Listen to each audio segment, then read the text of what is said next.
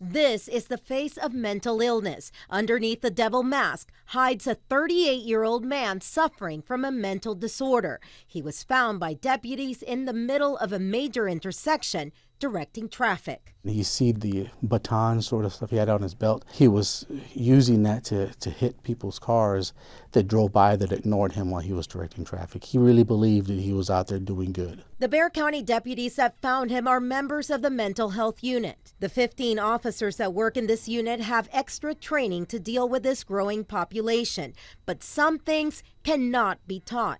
You can't make some have compassion. It's just not there. And not asking them to be huggy-feely, just be professional.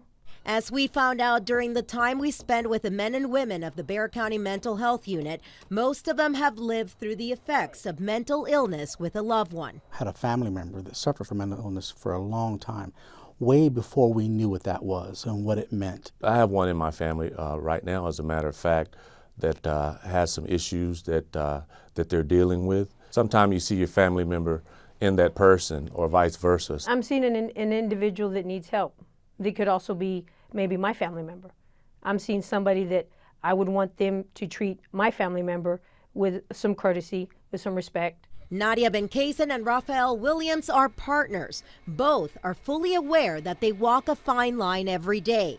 The emergency detention warrants they execute have the potential of exploding into chaos. You have to be aware that this individual is unstable, and at any time they may go off. Try to make a connection. You know, we don't sacrifice our safety for rapport, but we do try to make that connection.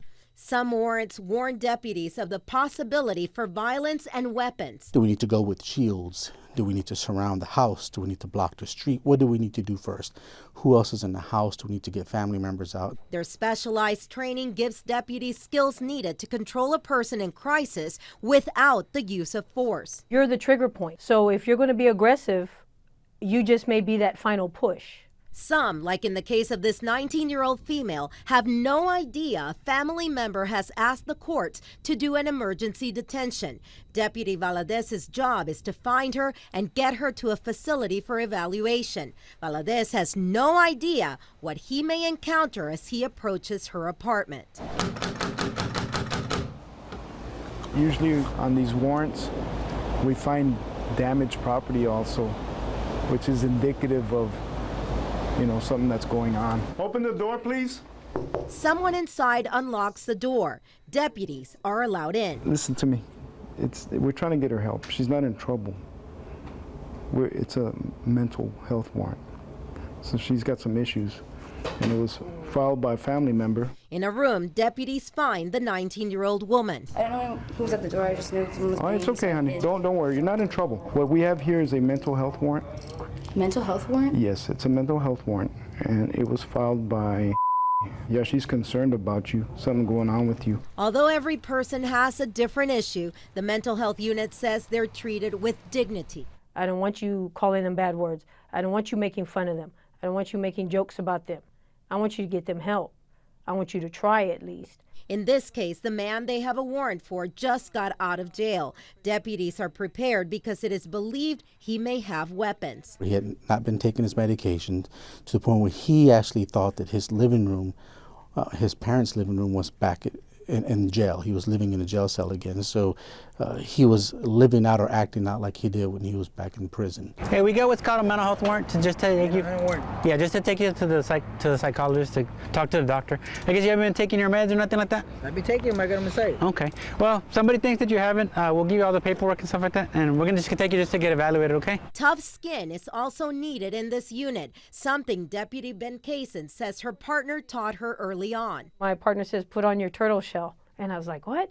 And he's like, toughen up your skin. And of course, by now, I think I've got the Teflon going on. At the end of the day, the reward for all in the unit is knowing that they helped a family or a person before a tragedy took place. We did the best that we could, and we made it home safe. Last year, the Bexar County Sheriff's Mental Health Unit served 460 emergency detention warrants. Those were served by 14 deputies and 1 sergeant who worked 5 days a week. More than 900 calls for mental health issues were received last year by the Sheriff's Office, and those numbers are expected to go up. Yami Virgen, Fox News at 9.